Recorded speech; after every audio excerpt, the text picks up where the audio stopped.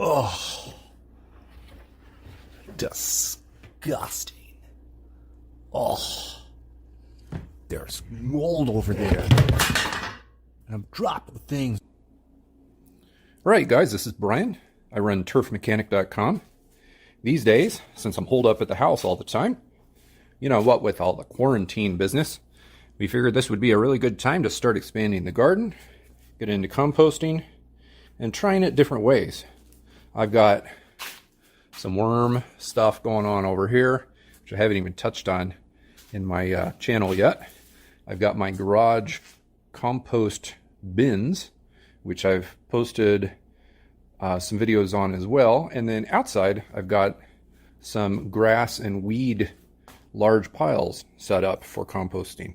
In this video, I wanted to turn my bins again and bring up a question that's kind of common. At least it's a question that I had when I started, and it's a question that I had when I was researching this. How hot can a bin like this get?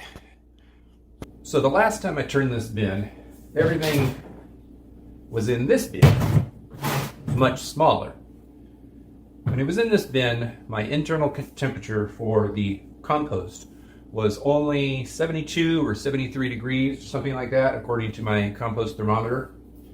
Every guide and tutorial and every piece of advice when it comes to composting from just about anyone out there says that you should have a big pile that's like 3 foot wide, 3 foot deep, 3 foot high. Anything smaller than that, it's just not going to heat up enough to be considered a hot composting situation.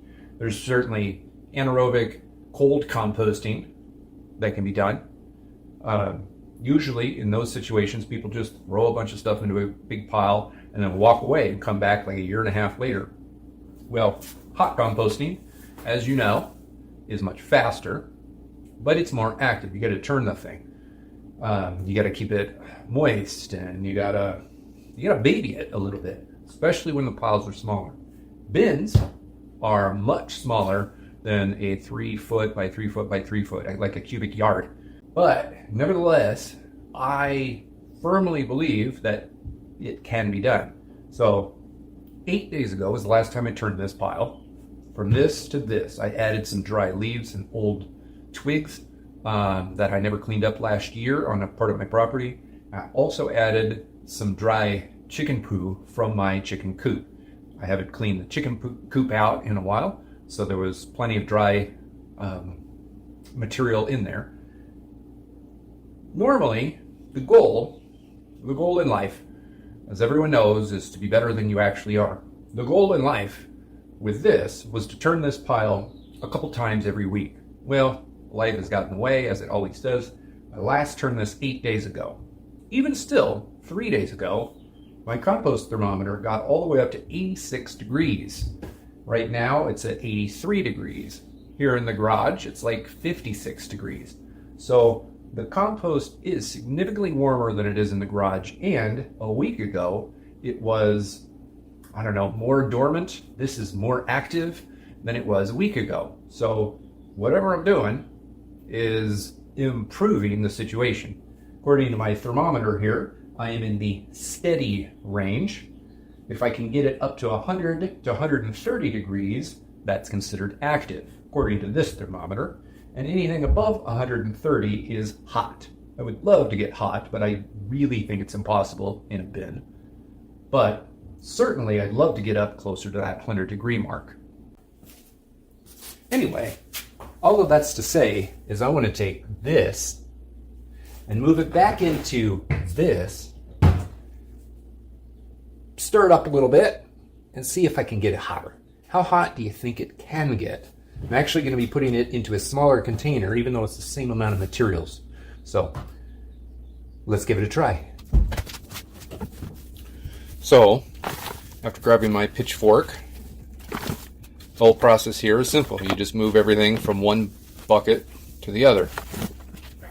The important thing to keep in mind, though, is that you're not just moving it from one to the other. You have to fluff it up. So you can't just pick up an enormous amount and just pour it into the other bucket. Otherwise, anything that's all matted together into a big clump stays like that. if you can really kind of fluff it while you go and get a good mix, then that's really going to help keep air throughout the whole pile. And as long as everything's got a little bit of air and it's still a little bit moist, then all of the bacteria are going to thrive in there. And that's what you want. That's the whole point of composting. The bacteria go in there and they eat everything, and they slowly turn it into what we call compost, a nice soil additive. So 8 days ago, this large bucket was filled to the brim. It really shrunk down over 8 days, and now it all fits into the small bin, which is kind of cool. The next time I turn this small bin is most likely going to be a lot smaller. So let's see how hot I can get it.